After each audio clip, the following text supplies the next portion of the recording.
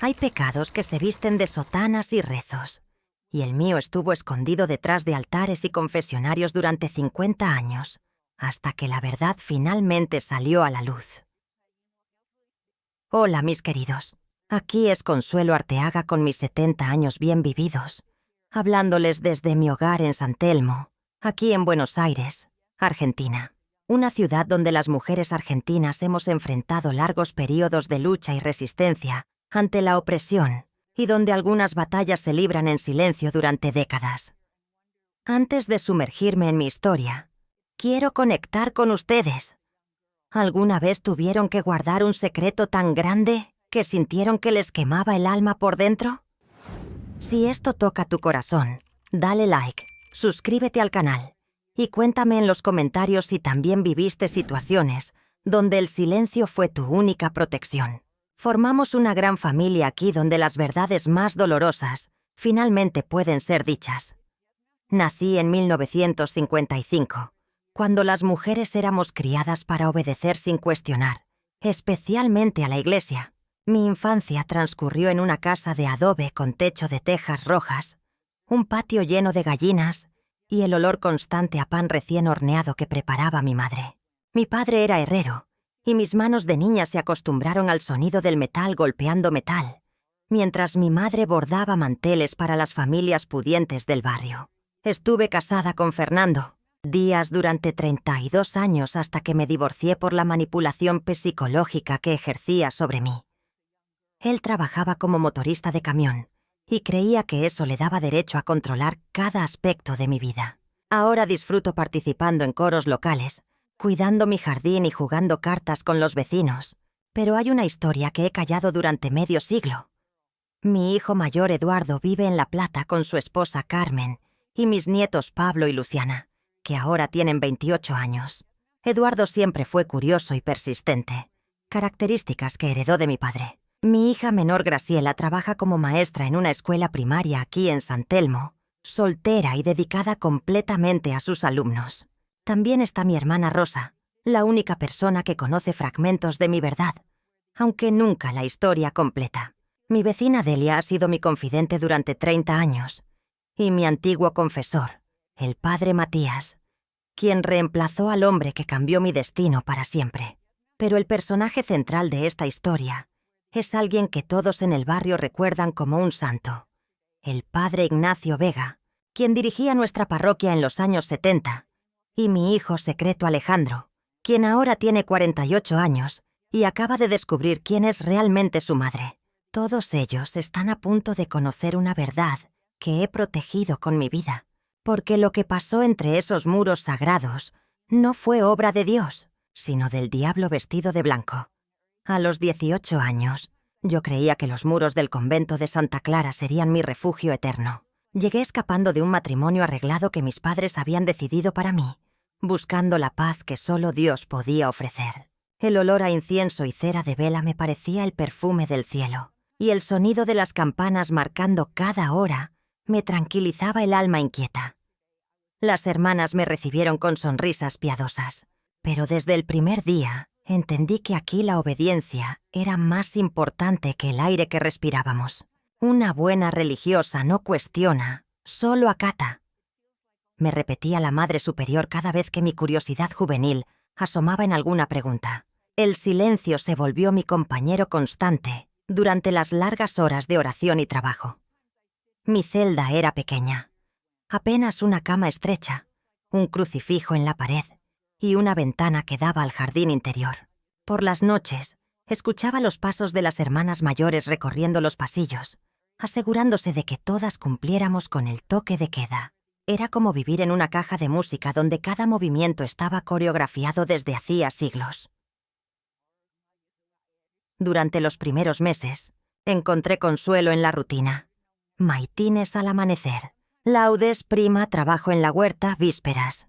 Mis manos se acostumbraron al roce áspero del hábito. Mis rodillas a las largas horas de genuflexión sobre las baldosas frías de piedra. Creía sinceramente que estaba construyendo mi camino hacia la santidad. Pero había algo en el ambiente que no lograba identificar. Las hermanas más jóvenes mantenían la mirada baja cuando ciertos confesores visitaban el convento. Existían susurros que se cortaban abruptamente cuando yo me acercaba, conversaciones que morían en el aire como velas apagadas por el viento. Fue en mi 6º mes cuando el padre Ignacio Vega llegó como nuestro nuevo director espiritual. Alto, de mirada penetrante y voz aterciopelada, todos hablaban de él como un verdadero siervo de Dios. Las hermanas mayores lo recibieron con reverencias profundas, y yo también me incliné siguiendo el protocolo que había aprendido. Pero cuando nuestras miradas se cruzaron por primera vez durante la misa matutina, algo frío me recorrió la espalda. Sus ojos no reflejaban la bondad que esperaba encontrar en un hombre de Dios. Había algo más, algo oscuro que me hizo apretar instintivamente mi rosario entre los dedos temblorosos, como si fuera un escudo contra una amenaza que aún no comprendía. Durante los días siguientes, el padre Ignacio Vega se estableció en nuestro convento, como una presencia que lo transformó todo.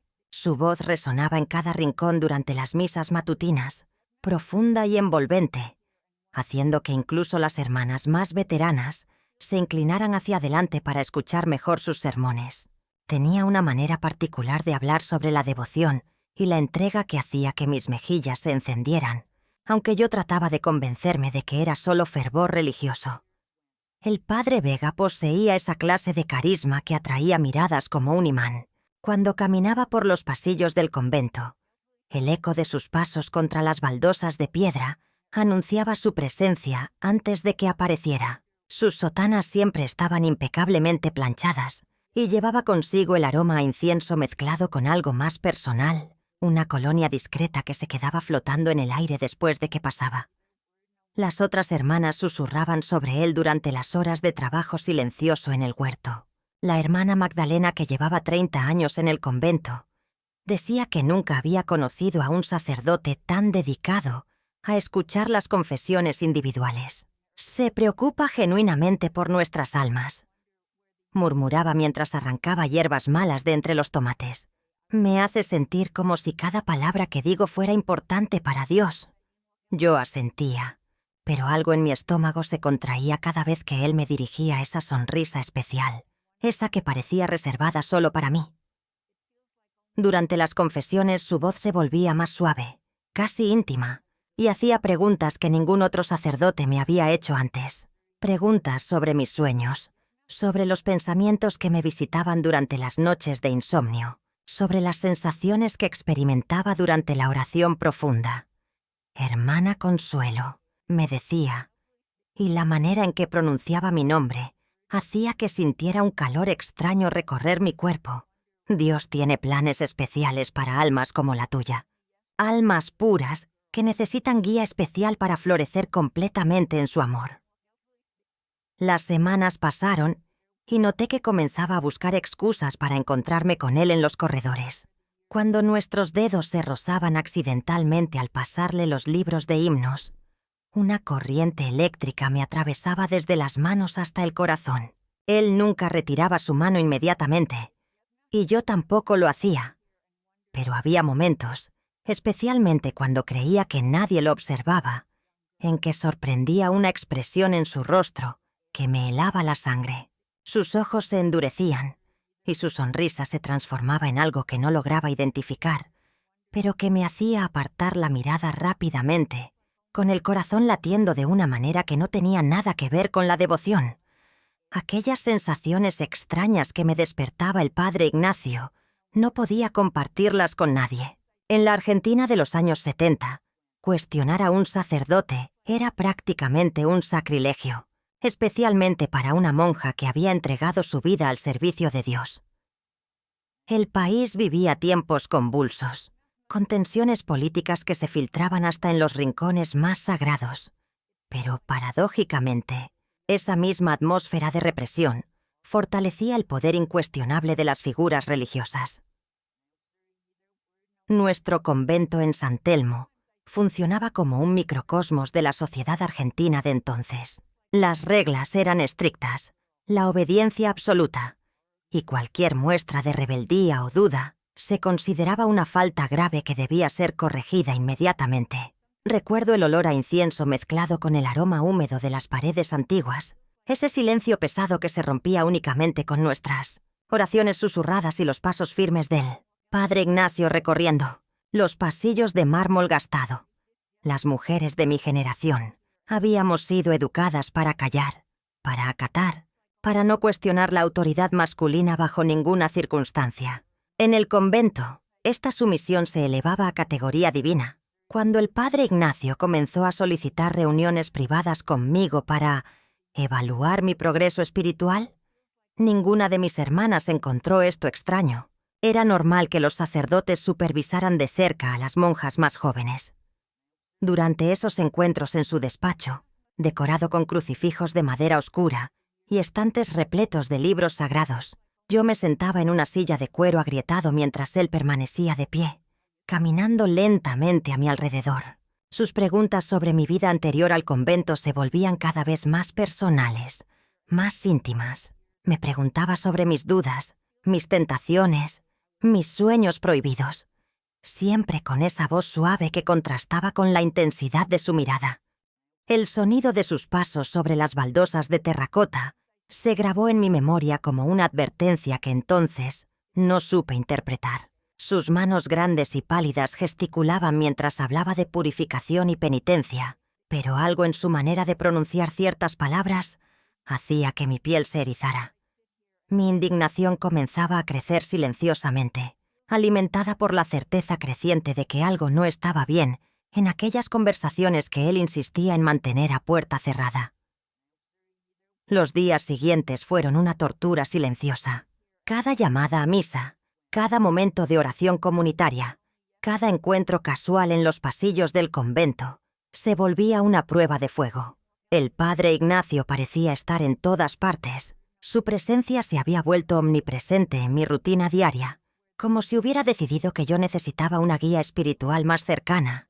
«Hermana Consuelo», me decía con esa sonrisa que antes me tranquilizaba y ahora me hacía sentir un nudo en el estómago. «Veo en usted una devoción especial que merece ser cultivada». Sus palabras sonaban piadosas, pero había algo en su tono que me perturbaba profundamente. La forma en que sus ojos se detenían en mí durante las ceremonias, cómo encontraba excusas para tocar mi hombro durante las bendiciones. Todo comenzaba a formar un patrón que mi corazón rechazaba, pero mi mente aún no lograba procesar completamente. Mi confusión era abrumadora. Por un lado, había dedicado mi vida entera a servir a Dios a través de la obediencia a la jerarquía eclesiástica. El respeto hacia los sacerdotes, especialmente hacia alguien de la posición del Padre Ignacio, estaba grabado en cada fibra de mi ser. Era lo que me habían enseñado desde que pisé por primera vez este convento. La autoridad espiritual debía ser respetada sin cuestionamientos. Pero por otro lado, algo primitivo en mi interior comenzaba a despertar, una voz interior que susurraba advertencias. Cuando él me pedía quedarme después de las oraciones vespertinas para profundizar en mi camino espiritual, cuando insistía en que nuestras conversaciones fueran privadas porque mi alma necesitaba una atención especial, cuando sus gestos se volvían más familiares de lo que debería permitirse a un hombre de su posición. Durante las largas horas de la madrugada, mientras mis hermanas dormían en paz, yo permanecía despierta luchando conmigo misma. ¿Era mi mente la que estaba corrompiendo interpretaciones inocentes? ¿Estaba permitiendo que pensamientos impuros mancharan la pureza de una guía espiritual legítima? La culpa me carcomía tanto como la sospecha. El aroma del incienso que antes me calmaba, ahora me resultaba agobiante.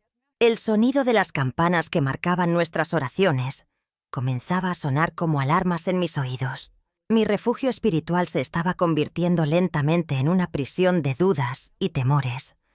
La presión del Padre Ignacio aumentaba día a día, desdibujando peligrosamente las líneas entre lo que él llamaba amor divino y lo que mi instinto reconocía como control. La transformación en mi comportamiento no pasó desapercibida para mis hermanas religiosas.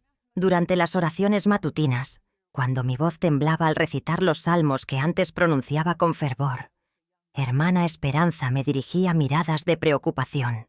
El aroma a cera derretida de los cirios se mezclaba con el incienso creando una atmósfera que antes me calmaba, pero ahora me recordaba constantemente la presencia asfixiante del padre Ignacio. Hermana Consuelo, últimamente la veo muy pálida, me comentó hermana Magdalena mientras doblábamos las vestimentas en la lavandería. Sus manos arrugadas trabajaban con la precisión de décadas de práctica, mientras yo apenas lograba concentrarme en mis tareas. El sonido del agua corriente y el golpeteo rítmico de la ropa húmeda contra las piedras de lavar resonaban en el silencio tenso. La Madre Superiora también comenzó a notarlo. Durante nuestras reuniones semanales, su mirada escrutadora se detenía en mis ojeras, en mis manos temblorosas cuando sostenía el breviario. «¿Se encuentra bien, hija?», y preguntaba con esa voz autoritaria que había aprendido a temer tanto como a respetar. El escritorio de madera maciza entre nosotras parecía una barrera insalvable, y el crucifijo colgado en la pared detrás de ella me observaba con ojos acusadores. Mis respuestas eran siempre las mismas. «Solo estoy atravesando una prueba espiritual, madre». Pero las palabras sonaban huecas incluso para mí. El sabor metálico del miedo se había instalado permanentemente en mi boca, y por las noches, el rechinar de mi colchón de paja revelaba mis insomnios a las hermanas que dormían cerca. Las compañeras más jóvenes susurraban cuando creían que no las escuchaba. Sus voces se perdían entre los ecos de los pasillos de piedra, pero alcanzaba a distinguir mi nombre, mezclado con palabras como extraña, distante, problemática. El convento, que durante años había sido mi refugio del mundo exterior, se convertía en un escenario donde cada mirada se sentía como un juicio. Cuando el padre Ignacio celebraba misa, yo me obligaba a mantener la compostura, pero mis manos sudorosas manchaban las páginas del misal. Su voz resonaba desde el púlpito, pronunciando palabras sobre pureza y obediencia que ahora sonaban como burlas crueles. Las hermanas notaban cómo evitaba mirarlo directamente, cómo mi respiración se agitaba cuando él se acercaba durante la comunión. Los murmullos de preocupación comenzaron a transformarse lentamente en algo más peligroso, rumores que se esparcían como sombras entre los rincones del convento.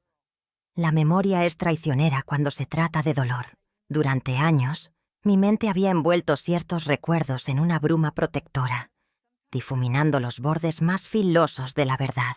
Pero ahora, sentada en mi cocina de San Telmo con el mate enfriándose entre mis manos, las señales que una vez ignoré comenzaron a emerger con una claridad que me quitaba el aliento.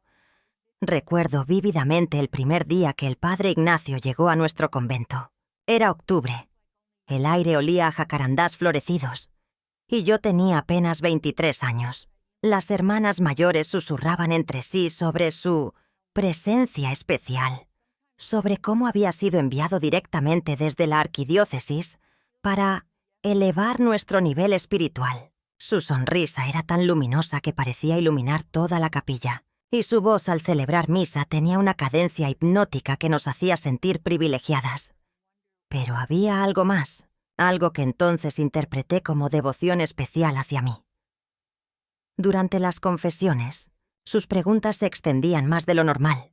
«Hermana Consuelo», me decía con esa voz suave como terciopelo, «Dios ve en usted una pureza particular. Debe contarme todos sus pensamientos, incluso los más íntimos, para que pueda guiarla mejor». Las paredes del confesionario parecían cerrarse cuando él hablaba así, y yo sentía una extraña mezcla de honor y desasosiego. Las visitas a su despacho comenzaron como orientaciones espirituales especiales. Me citaba después del rosario de la tarde, cuando el convento se sumergía en ese silencio sagrado que antecede a las vísperas. «Siéntese aquí, más cerca», me indicaba, señalando una silla junto a su escritorio en lugar de la tradicional ubicación frente a él. Sus ojos se detenían demasiado tiempo en mi rostro cuando hablaba de la belleza como reflejo divino. Un día de noviembre, mientras limpiaba la sacristía, lo encontré observándome desde la puerta. El crepúsculo filtraba una luz dorada a través de los vitrales, y recuerdo perfectamente cómo sus ojos recorrieron mi figura con una intensidad que me hizo sentir expuesta, vulnerable. La devoción se refleja en cada uno de sus movimientos, hermana, murmuró, acercándose tanto que pude sentir el aroma de su colonia mezclándose con el incienso. ¿Cómo pude ser tan ingenua? ¿Cómo interpreté como bendiciones divinas lo que eran claramente las primeras maniobras de un depredador? Ahora comprendo que cada palabra melosa, cada mirada prolongada, cada pretexto para estar a solas conmigo, había sido calculado con la precisión de un cazador, acechando a su presa. La verdad golpea mi pecho como un puño. Durante meses, él había estado preparando el terreno para lo que vendría después, y yo, ciega de fe y juventud, caminé directo hacia la trampa que me tendía. Durante esas semanas que siguieron, una náusea extraña comenzó a visitarme cada mañana. Al principio pensé que era el nerviosismo por las nuevas responsabilidades que el padre Ignacio me había asignado en la sacristía. Esas tareas especiales que me separaban cada vez más de mis hermanas.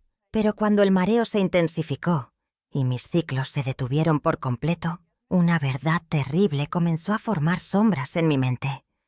Me quedaba despierta en mi celda, con las manos temblorosas sobre mi vientre, sintiendo cómo mi cuerpo me susurraba secretos que mi corazón se negaba a escuchar. El aroma a incienso que antes me consolaba, ahora me revolvía el estómago, y cada campanada del convento resonaba como un martillo en mis sienes.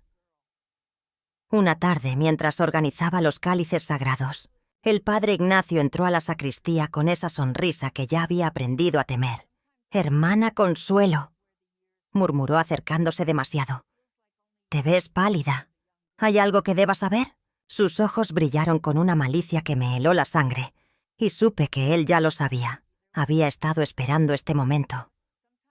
«No, padre», mentí, sintiendo cómo las palabras se desmoronaban en mi boca como cenizas. Pero mis manos instintivamente se movieron hacia mi estómago, y esa pequeña traición de mi cuerpo fue suficiente para confirmar sus sospechas. Se acercó más, y su aliento tibio contra mi oído me hizo temblar cuando susurró.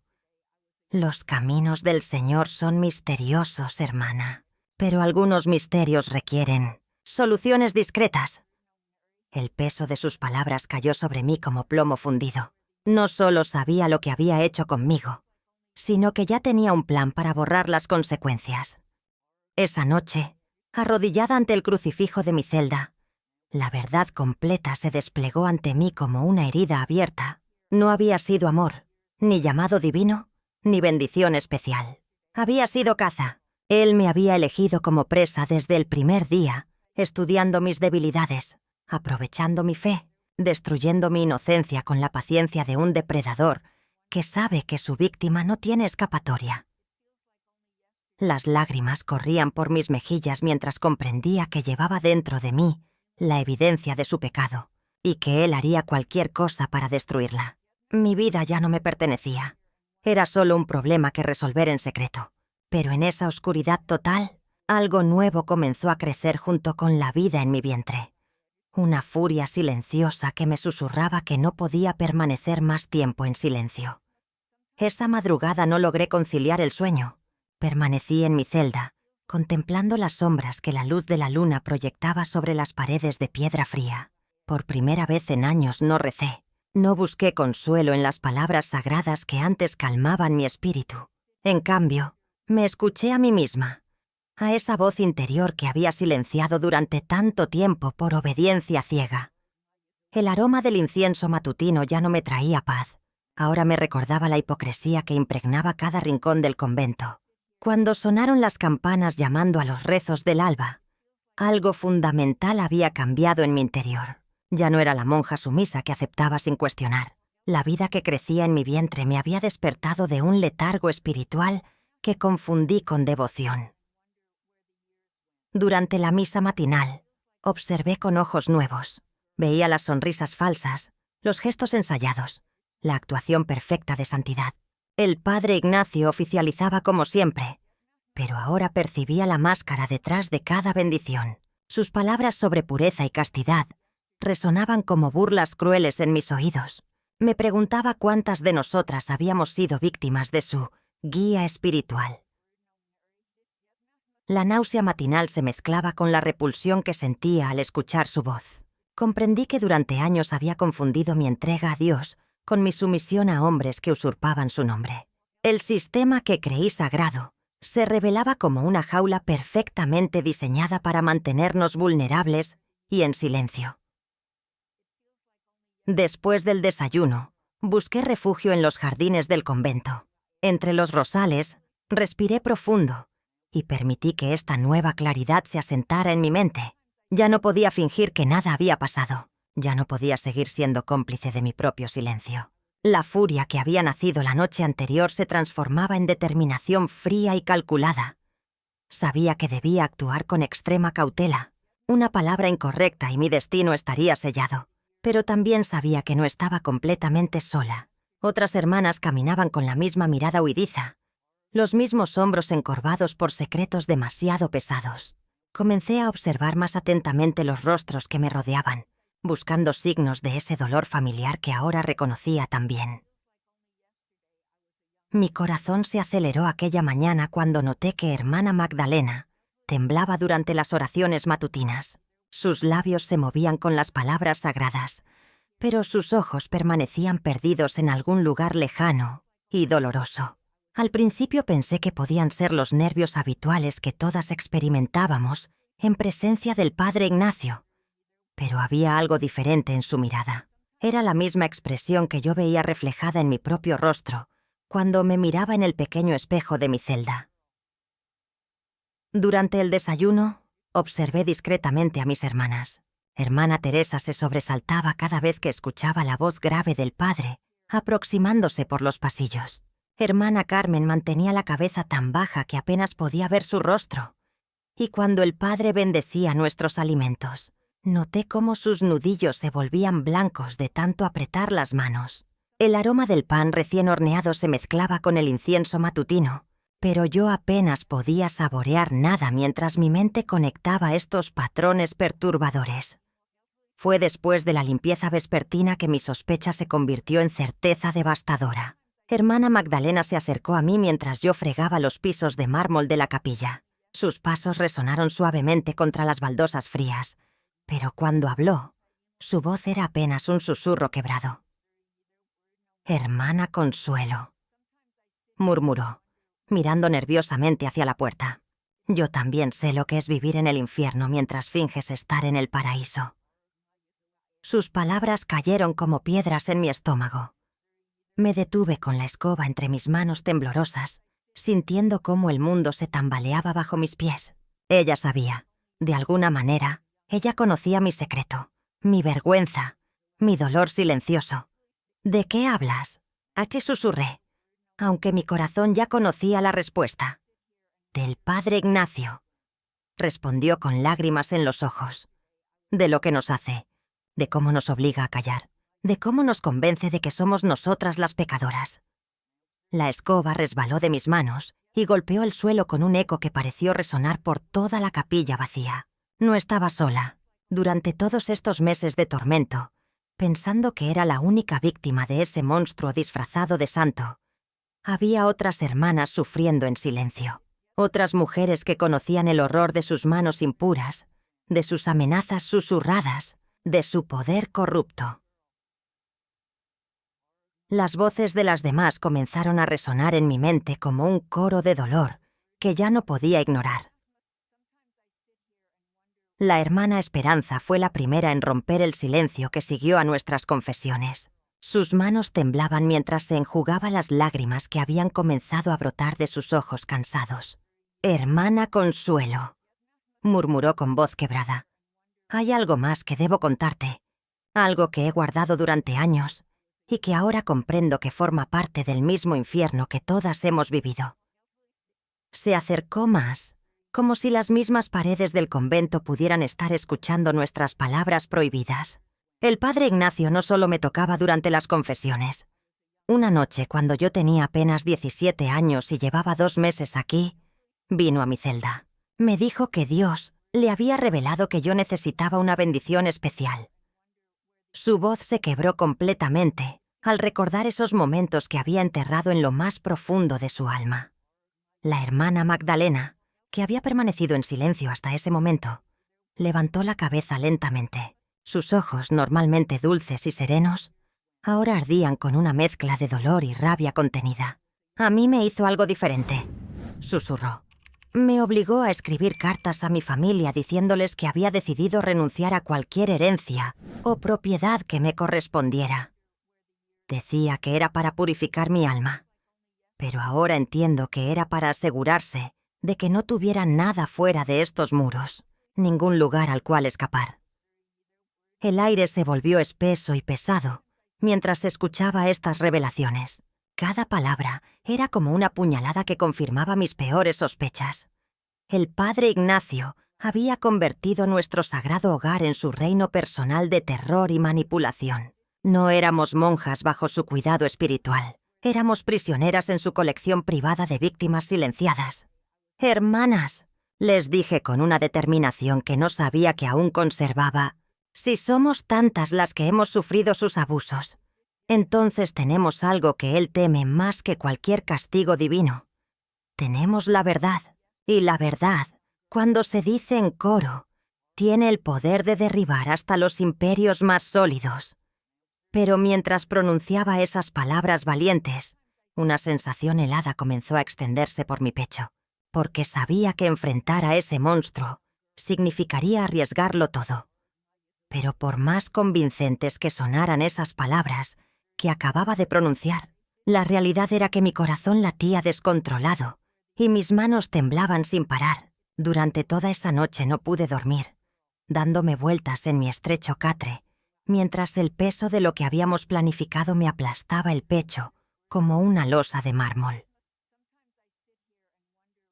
Al amanecer, el sonido de las campanas para el rezo matutino me hizo saltar de la cama con una urgencia desesperada. Mientras me vestía con el hábito que durante tantos años había sido mi refugio, ahora se sentía como una prisión asfixiante. Cada pliegue de la tela parecía susurrarme que era una cobarde, que nunca podría enfrentar al padre Ignacio. «¿Qué estoy haciendo?», me repetía una y otra vez mientras caminaba por los pasillos de piedra fría hacia la capilla. Soy una monja anciana de 70 años. ¿Quién me va a creer? ¿Quién va a escucharme después de tantas décadas de silencio? Durante la misa, evité por completo la mirada del padre Ignacio. Cada vez que su voz resonaba desde el altar, mi estómago se contraía y sentía náuseas que me obligaban a aferrarme al banco de madera hasta que los nudillos se me ponían blancos. El aroma del incienso que antes me tranquilizaba, ahora me mareaba y me hacía pensar en fugas imposibles. Podría irme. Pensé mientras fingía rezar con las demás hermanas. Podría solicitar un traslado a otro convento, lejos de aquí. Podría inventar una enfermedad grave que requiera cuidados especiales en otro lugar. La tentación de escapar se volvía más fuerte con cada minuto que pasaba. Imaginaba cómo sería empacar mis pocas pertenencias en una maleta pequeña y desaparecer en la madrugada, antes de que alguien notara mi ausencia. Pensaba en ciudades lejanas donde podría perderme entre multitudes anónimas. Pero entonces recordé las lágrimas en los ojos de las otras mujeres cuando compartimos nuestros secretos. Recordé cómo temblaba la voz de cada una al confesar lo que había sufrido en silencio. Recordé que no estaba sola en esta pesadilla. «No puedo huir», me susurré a mí misma mientras las campanas anunciaban el final de la misa. «Si me voy, él seguirá aquí. Seguirá lastimando a otras. Mi silencio será cómplice de futuros abusos». La comprensión de que escapar no era la respuesta hizo que me enfrentara a la realidad más cruda. Tendría que quedarme y luchar, sin importar cuánto miedo sintiera corriendo por mis venas como veneno. Dale like si crees que se lo merecían. Después de todos estos años, finalmente dejé de correr. Esta mañana, mientras limpiaba mi viejo rosario, el mismo que llevé durante tanto tiempo en el convento, sentí que sus cuentas gastadas me devolvían a aquella celda donde vivía aterrorizada. Ya no podía seguir fingiendo que lo que pasó fue solo una pesadilla de juventud que podía enterrar bajo décadas de matrimonio y maternidad. El padre Ignacio. Vega había abusado de mí cuando yo tenía apenas 23 años. Había dejado embarazada a una novicia que confiaba en él como guía espiritual, y luego había hecho todo lo posible para que abortara en secreto para salvar su reputación. Pero yo no pude hacerlo. No pude matar a mi hijo, aunque eso significara traicionar a la institución que había sido mi refugio desde la adolescencia. Me senté en mi sillón favorito, el que Fernando solía criticar porque ya estaba muy viejo, y por primera vez en décadas pronuncié en voz alta las palabras que había callado. Fui monja. Fui violada por un sacerdote. Tuve un hijo en secreto. Cada palabra quemaba mi garganta como si fuera la primera vez que las dijera, aunque las había repetido 1000 veces en mi mente durante 50 años. Rosa tenía razón cuando decía que algo me atormentaba. Delia había intuido que había secretos en mi pasado. Incluso Fernando, en sus últimos años, había notado que despertaba gritando algunas noches. Todos habían visto las grietas en mi fachada de mujer común, de ama de casa devota, que nunca había tenido otra vida antes del matrimonio. Recordé el sabor amargo de las hierbas que preparaba la hermana enfermera para ayudarme cuando descubrieron mi embarazo. El olor a incienso mezclado con desinfectante de aquella habitación donde me llevaron para resolver el problema discretamente. Las manos temblorosas mientras fingía estar de acuerdo con su plan siniestro, sabiendo que dentro de mí crecía una vida que no merecía pagar por los pecados de su padre. Ahora, a los 70 años, entendía que mi fuerza no había estado en ser la esposa perfecta o la madre abnegada. Mi verdadera fuerza había sido salvar a mi hijo cuando apenas era una muchacha asustada, engañar a toda una institución poderosa y sobrevivir llevando esa verdad como una piedra en el pecho durante toda mi vida adulta. El teléfono sonó interrumpiendo mis pensamientos. Era Eduardo, mi hijo mayor, preguntándome si estaba bien porque Carmen había mencionado que me veía preocupada últimamente. Su voz cariñosa me confirmó lo que ya sabía. Ya no podía proteger a mi familia manteniéndolos en la ignorancia. La verdad tenía que salir, costara lo que costara. Colgué el teléfono y caminé hacia el espejo del pasillo. La mujer que me devolvía la mirada ya no era la monja aterrorizada, ni la esposa sumisa. Era alguien que había tomado una decisión imposible hace 5 décadas y que ahora, finalmente, estaba lista para enfrentar las consecuencias de haber elegido la vida por encima de la obediencia. Habiéndose aceptado a sí misma, Consuelo siente que es hora de actuar. Era como si hubiera estado esperando toda mi vida ese momento de claridad. Durante 50 años había cargado con el peso de aquel secreto, fingiendo que Eduardo era mi sobrino mientras el padre Ignacio seguía celebrando misas como si fuera un santo. Pero ahora, sentada en mi cocina con el aroma del café matutino llenando el aire, sentí que algo había cambiado para siempre en mi interior. El sonido de las campanas de la iglesia cercana me hizo levantar la vista hacia la ventana. Era el mismo repique que había escuchado durante décadas, pero esta vez no me produjo la familiar punzada de dolor y vergüenza. En cambio, sentí una fuerza extraña creciendo en mi pecho, como si después de tanto tiempo de estar dormida, finalmente hubiera despertado. «Basta», me dije en voz alta, sorprendiéndome por la firmeza de mi propia voz. «Ya basta de silencio». Pensé en Eduardo, mi hijo, criado como mi sobrino todos estos años. Pensé en todas las mujeres que podrían haber sufrido lo mismo que yo, a manos del padre Ignacio. ¿Cuántas historias como la mía habría sepultadas bajo sotanas y votos de obediencia? El olor a incienso que llegaba desde la iglesia ya no me tranquilizaba, me revolvía el estómago. Me dirigí hacia el pequeño escritorio donde guardaba mis papeles importantes. Mis manos temblaron ligeramente al abrir el cajón donde había guardado durante décadas una foto de Eduardo de bebé, la única prueba física que tenía de aquellos días terribles. La textura amarillenta del papel entre mis dedos me recordó todo lo que había perdido, todo lo que me habían robado. Rosa había tenido razón cuando me dijo que ya no era la misma mujer que había regresado del convento hace tantos años. Esa mujer había estado rota, asustada, dispuesta a cualquier cosa con tal de sobrevivir. Pero yo, Consuelo Arteaga a los 70 años, ya no tenía nada que perder y sí mucho que ganar. El sabor amargo del café se había enfriado en mi taza Pero no me importaba. Por primera vez en décadas tenía un propósito claro. No se trataba solo de mi dolor. Se trataba de justicia. Se trataba de que las futuras generaciones de mujeres no tuvieran que cargar con secretos como el mío. Cerré los ojos y visualicé el momento inevitable que se avecinaba. El enfrentamiento con el padre Ignacio. Mi corazón latía con una mezcla de terror y determinación que jamás había experimentado antes. Me tomé 3 días para organizar mis pensamientos y mis fuerzas. La pequeña sala de mi casa se había convertido en nuestro refugio secreto, donde el aroma del café recién hecho se mezclaba con el incienso que encendía para calmar mis nervios. Rosa llegó temprano esa mañana, cargando una carpeta llena de documentos que había conseguido de sus contactos en la arquidiócesis. «Hermana, aquí están los registros que pudimos obtener», me dijo con voz firme, extendiendo papeles amarillentos sobre la mesa del comedor. «Las transferencias del padre Ignacio, las fechas exactas, coinciden perfectamente con tus recuerdos». Sentí un escalofrío al ver su nombre escrito en esos documentos oficiales.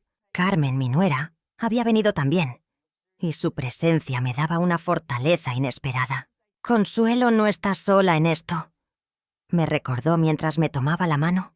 «Hemos contactado con 2 mujeres más que vivieron situaciones similares. Están dispuestas a hablar». El sonido de la lluvia golpeando contra las ventanas creaba una atmósfera íntima y protectora. Delia, mi vecina de toda la vida, había traído té de manzanilla y galletas caseras. «Necesitas mantener las fuerzas», insistía con esa voz maternal que siempre me consolaba. «Lo que van a hacer requiere valor, pero también cuidado». Durante esas horas, desarrollamos lo que Rosa llamó nuestro plan de dignidad. No se trataba de venganza, sino de justicia. Hablaríamos primero con el obispo actual, presentaríamos nuestros testimonios unidos y, si era necesario, buscaríamos ayuda en organizaciones de víctimas. «La fuerza está en la verdad compartida», me había dicho una de las mujeres por teléfono, y sus palabras resonaban en mi corazón. Practiqué frente al espejo las palabras que diría, sintiendo cómo mi voz se fortalecía con cada repetición. Ya no era la monja silenciosa y obediente de décadas atrás. Era una mujer de 70 años con la sabiduría suficiente para enfrentar su pasado y la valentía necesaria para romper las cadenas del silencio que me habían aprisionado durante tanto tiempo. Esa noche, antes de dormir, sentí algo que no experimentaba desde hacía años. Esperanza verdadera. Mañana comenzaría el enfrentamiento más importante de mi vida, pero ya no lo haría sola. La mañana llegó con el peso de una decisión que había estado gestándose durante décadas. Mientras preparaba mi café en la pequeña cocina de San Telmo, repasaba mentalmente los rostros de quienes me habían acompañado en este camino hacia la verdad. El vapor del agua hirviendo me recordó a aquellas antiguas cocinas del convento, donde tantas veces había observado los gestos y las miradas de mis hermanas de hábito. Delia apareció temprano, como había prometido. Su presencia en mi casa se había vuelto tan natural que ya no tocaba el timbre. «¿Dormiste algo?», y me preguntó, notando las ojeras que marcaban mi rostro. Le sonreí con gratitud. Esta mujer había sido mi confidente más leal, la única que nunca cuestionó mi versión de los hechos cuando finalmente me atreví a contarle fragmentos de mi pasado. «He estado pensando en hermana Magdalena», le confesé mientras compartíamos el desayuno. Durante estos meses de preparación, había logrado contactar discretamente con algunas de las monjas que conocieron mi historia. Magdalena había sido diferente.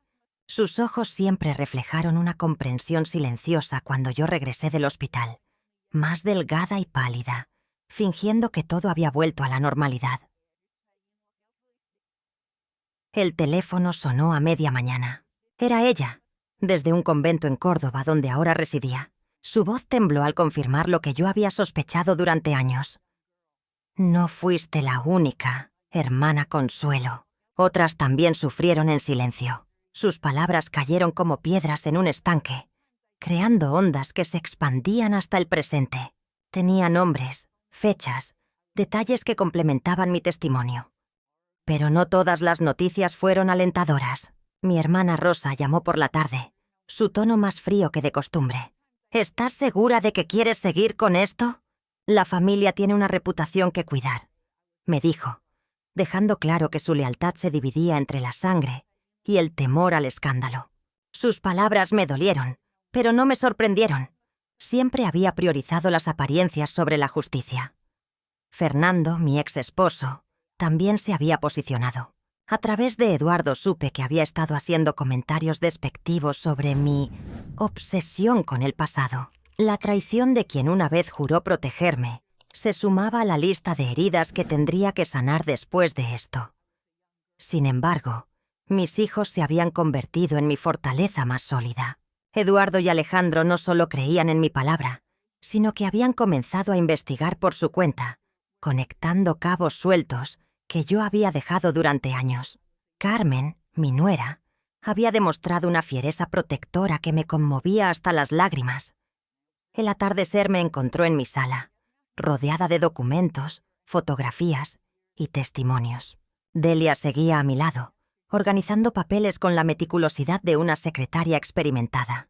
«Mira lo que has logrado», me dijo, señalando la evidencia acumulada. «Ya no es solo tu palabra contra la de él. Ahora tienes un ejército de voces que respaldan tu verdad». Esa noche, mientras contemplaba las luces de Buenos Aires desde mi ventana, supe exactamente quiénes estarían conmigo cuando llegara el momento decisivo. Los aliados habían demostrado su lealtad con acciones, no solo con palabras. Los traidores habían revelado su verdadera naturaleza al elegir el silencio cómplice sobre la justicia incómoda. La batalla que se avecinaba ya no me aterrorizaba. Tenía la claridad y el respaldo necesarios para enfrentar al hombre que había intentado destruirme décadas atrás. La mañana del día señalado amaneció gris y pesada, como si el mismo cielo de Buenos Aires presintiera lo que estaba por suceder. Me desperté antes del alba con el corazón latiendo tan fuerte que pensé que despertaría a toda la casa. Mis manos temblaban mientras preparaba el café, y el aroma familiar no logró calmar los nervios que me carcomían por dentro. Eduardo había llegado temprano, tal como habíamos acordado. Lo vi desde la ventana caminando por la vereda de San Telmo con esa determinación que tanto me recordaba a mí misma en mis mejores momentos. Cuando entró, su presencia llenó toda la cocina. Ya no era el niño que había entregado a mi hermana Rosa hace tantos años.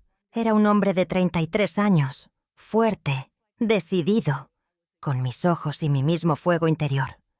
«¿Estás lista, mamá?», me preguntó, usando esa palabra que aún me provocaba un nudo en la garganta cada vez que la escuchaba. Durante décadas había sido tía Consuelo, pero ahora, en este momento crucial, era simplemente su madre. «Tan lista como se puede estar para enfrentar al demonio», le respondí, tratando de sonar más valiente de lo que me sentía.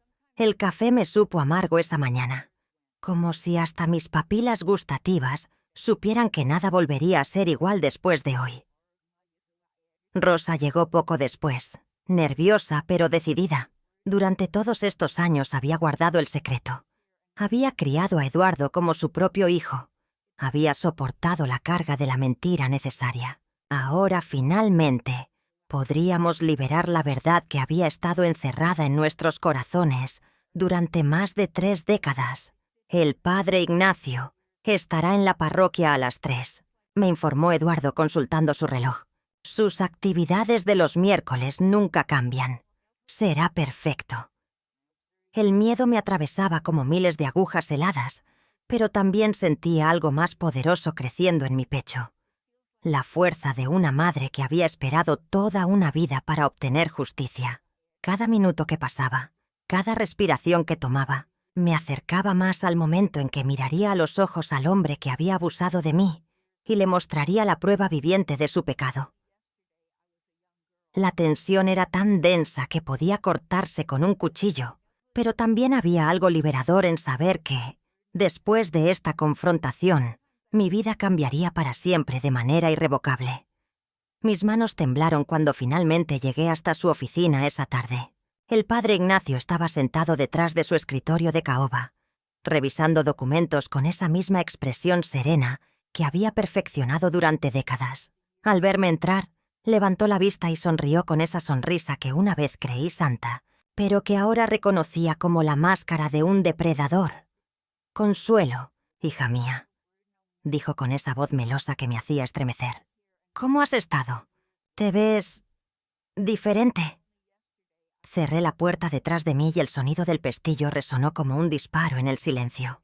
Durante años había ensayado este momento en mi mente, pero ahora que estaba aquí, las palabras se agolpaban en mi garganta como pájaros enjaulados. «Diferente», repetí lentamente. «Sí, supongo que una se ve diferente después de cargar con el peso de una mentira durante tanto tiempo». Su sonrisa vaciló apenas un segundo, pero lo noté. Después de todos estos años, había aprendido a leer cada microexpresión de su rostro. «No entiendo de qué hablas, hermana. Eduardo», dije simplemente. Su nombre flotó en el aire entre nosotros como una confesión. Vi cómo el color se drenaba de su rostro, cómo sus dedos se tensaban alrededor de la pluma que sostenía. «¿Eduardo?», se murmuró, y por primera vez en mi vida lo vi perder esa compostura perfecta. «Mi hijo, su hijo», continué, sintiendo cómo cada palabra liberaba años de dolor contenido. «El niño que usted quería que matara. El niño que nació a pesar de sus oraciones para que desapareciera». Se puso de pie bruscamente, derribando la silla. El ruido metálico resonó contra las paredes de piedra como un grito. «Estás loca. No sé de qué hablas». Pero yo ya no era la joven monja asustada que había sido. Saqué de mi bolso una fotografía de Eduardo adulto y la puse sobre su escritorio. Era innegable. Tenía sus ojos, su mandíbula cuadrada, esa misma forma de inclinar la cabeza. «¿Todavía no sabe de qué hablo, padre?» Lo vi desmoronarse como un castillo de naipes. Sus manos temblaron cuando tomó la fotografía, y en sus ojos vi el reconocimiento que había esperado durante décadas. «Consuelo, por favor. Tú no entiendes. Yo era joven, cometí errores». «¿Errores?» Mi voz subió de tono. ¿Abusar de una monja bajo su cuidado es un error? ¿Presionarme para abortar es un error? Las lágrimas que había contenido durante 50 años finalmente comenzaron a caer, pero ya no eran lágrimas de vergüenza, sino de una ira purificadora que me llenaba de poder. El aire en la habitación se volvió denso y cargado, como antes de una tormenta devastadora. Pero la liberación no fue gratuita. Al despertar en mi casa de San Telmo después de semanas de tensión, el silencio se sentía extraño, casi antinatural. Ya no tenía que cargar sola con el peso de aquel secreto que me había acompañado durante décadas, pero las pérdidas comenzaron a manifestarse como heridas abiertas que sangraban lentamente. La primera pérdida fue la fe, no solo en la institución que me había traicionado, sino en la versión de mí misma que había construido durante todos estos años. La monja obediente, la mujer que había fingido sumisión para sobrevivir, ya no existía. En su lugar quedaba una anciana de 70 años que debía aprender a vivir sin el peso de la mentira, pero también sin la estructura que esa mentira le había dado a su vida. Mi hermana Rosa me llamó por tercera vez esa semana. Su voz sonaba distante, preocupada. «Consuelo, Eduardo me contó lo que pasó con el padre Ignacio. No entiendo cómo pudiste callarlo tanto tiempo». Sus palabras no eran de reproche, pero dolían como tal. La pérdida de la imagen que mi propia familia tenía de mí era un precio que no había anticipado pagar. Fernando, mi ex esposo, aparecía ahora en mis recuerdos bajo una luz diferente. Sus años de manipulación psicológica habían sido posibles porque yo ya llegué a ese matrimonio rota, huyendo de un trauma que nunca pude nombrar. La pérdida aquí era doble. Había desperdiciado años de mi vida con un hombre que aprovechó mi vulnerabilidad, y solo ahora entendía por qué había sido tan fácil para él controlarme. El aroma del café matinal se mezclaba con lágrimas que llegaban sin aviso. Delia, mi vecina y confidente, había sido mi ancla durante el proceso de revelación, pero incluso ella luchaba por encontrar las palabras correctas. «Vos sabés que te apoyo, querida, pero me duele saber que sufriste tanto en silencio», me había dicho el día anterior, y en sus ojos vi el reflejo de mi propia pérdida. La confianza en que las personas más cercanas pueden conocernos realmente. La pérdida más profunda, sin embargo, Era la del tiempo perdido. Había pasado décadas viviendo una vida a medias, fingiendo una normalidad que nunca existió, mientras mi corazón verdadero permanecía encerrado detrás de muros de supervivencia. Ahora, a los 70 años, debía enfrentar la realidad de que gran parte de mi vida había sido una representación teatral para proteger un secreto que, finalmente revelado, me había dejado expuesta pero también extrañamente vacía. Sentada en mi sillón, mirando las fotografías familiares que adornaban la mesita, comprendí que sanar no sería simplemente cuestión de tiempo, sino de aprender a reconstruir una identidad auténtica sobre los escombros de quien había pretendido ser. El primer paso hacia la reconstrucción llegó de forma inesperada, cuando Delia me entregó un pequeño papel con una dirección garabateada. «Hay un grupo que se reúne los jueves», me dijo con suavidad. «Mujeres que han pasado por situaciones difíciles en la iglesia». Sus palabras flotaron en el aire denso de mi cocina, mientras el mate se enfriaba entre mis manos temblorosas. La primera vez que atravesé la puerta de esa sala parroquial en Barracas, mis piernas apenas me sostenían. El aroma a café recién hecho y el murmullo de voces femeninas me envolvieron como un abrazo tibio. 8 mujeres sentadas en círculo, cada una cargando su propio dolor silenciado durante décadas. María Elena, de cabello plateado y ojos que reflejaban una tristeza familiar, fue la primera en hablar. Su historia resonó en cada fibra de mi ser. Una joven novicia abusada por su confesor, silenciada por la jerarquía, obligada a cargar sola con las consecuencias. Mientras hablaba, sentí que las paredes que había construido alrededor de mi secreto comenzaban a resquebrajarse. «Yo también fui monja», murmuré cuando llegó mi turno. Las palabras salieron como un susurro quebrado, pero fueron escuchadas con una reverencia que jamás había experimentado. Por primera vez en 70 años, alguien me creía sin cuestionamientos, sin juicios, sin pedirme pruebas de mi dolor. Semana tras semana, nuestro círculo se convirtió en mi refugio. Compartíamos no solo nuestras heridas, sino también nuestras estrategias de supervivencia. Algunas habían huido, otras se habían casado para escapar. Muchas habían guardado silencio hasta que sus hijos crecieron lo suficiente para entender. Carmen, mi nuera, notó el cambio gradual en mi postura. «Se ve más erguida», le comentó a Eduardo una tarde, sin saber que yo escuchaba desde el pasillo. Tenía razón. Cada encuentro con estas mujeres me devolvía fragmentos de la dignidad que había perdido entre los muros del convento. Durante uno de esos jueves transformadores, Rosa, la coordinadora del grupo, nos propuso algo que cambiaría todo. ¿Qué dirían de contar nuestras historias públicamente? La idea me aterrorizó y me emocionó a partes iguales.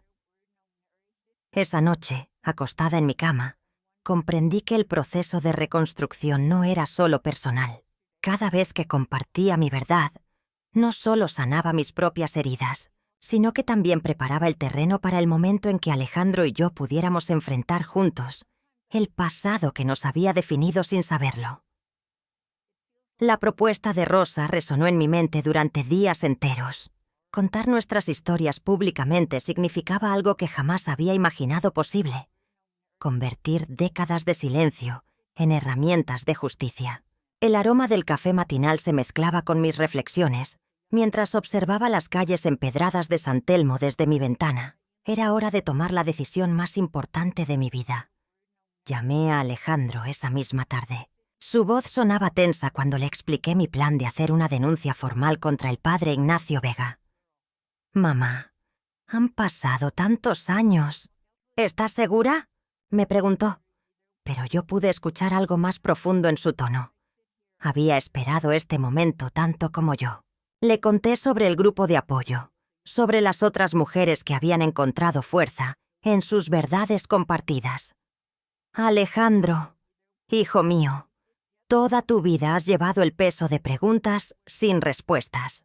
Yo también. Es momento de que esas preguntas tengan nombre y apellido», le dije, sintiendo cómo mi voz se fortalecía con cada palabra. El lunes siguiente, Rosa me acompañó a los tribunales de Buenos Aires. El edificio gris y austero me recordaba vagamente a los muros del convento. Pero esta vez yo no estaba prisionera. Llevaba en mi cartera los documentos que había conservado durante todos estos años. Mi certificado de ingreso al convento, las cartas de mi hermana confirmando el embarazo ficticio y la partida de nacimiento de Alejandro que coincidía exactamente con las fechas de mi supuesta cirugía. La abogada especializada en casos de abuso eclesiástico nos recibió con una calidez profesional que me tranquilizó inmediatamente. Señora Arteaga, casos como el suyo son más comunes de lo que imagina. La Iglesia ha ocultado estos abusos durante décadas, pero ahora tenemos herramientas legales para actuar, me explicó mientras revisaba mis documentos con meticulosa atención. Cuando terminé de relatar mi historia completa, sentí algo que no experimentaba desde aquellos días en el convento, cuando fingía sumisión. Una sensación de poder absoluto sobre mi propio destino. Esta vez, sin embargo, el poder venía de la verdad, no de la mentira. Alejandro llegó justo cuando firmábamos los papeles de la denuncia formal. Al verlo entrar, comprendí que mi verdadero plan, forjado en silencio durante décadas, finalmente se había materializado. Ya no éramos víctimas de un secreto que nos aprisionaba. Éramos la prueba viviente de que la hipocresía siempre encuentra su momento de rendición de cuentas. Ahora, al fin, puedo sentarme en la tranquilidad de mi pequeña sala en San Telmo y contemplar el camino que recorrí. El ruido de la calle Buenos Aires se filtra por la ventana, pero ya no me molesta como antes. Cada sonido me recuerda que estoy viva, que sobreviví a lo que parecía imposible de superar. Durante todos estos años, creí que era una mujer rota, una exmonja que había perdido su fe, una madre que había entregado a su hijo, una mujer que había vivido una mentira durante décadas. Pero me equivocaba completamente. No estaba rota. Estaba forjándome en el fuego de la adversidad, templándome para el momento en que finalmente podría alzar mi voz.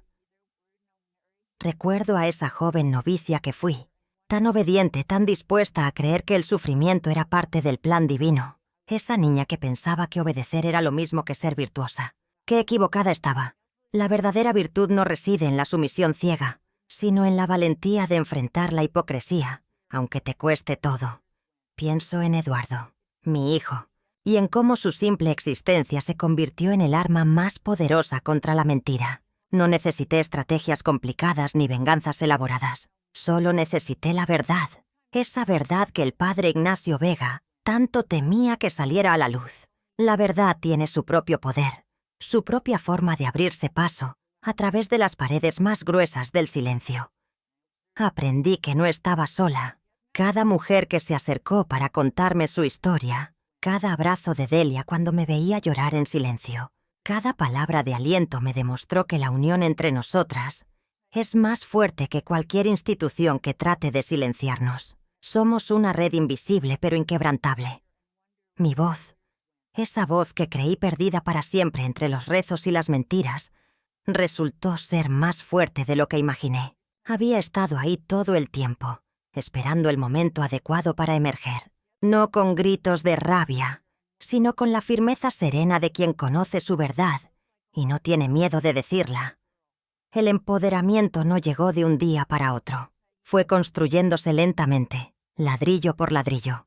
Cada vez que elegí la verdad por encima de la comodidad, cada vez que decidí que mi historia merecía ser contada, cada vez que me negué a cargar sola con la vergüenza que nunca fue mía.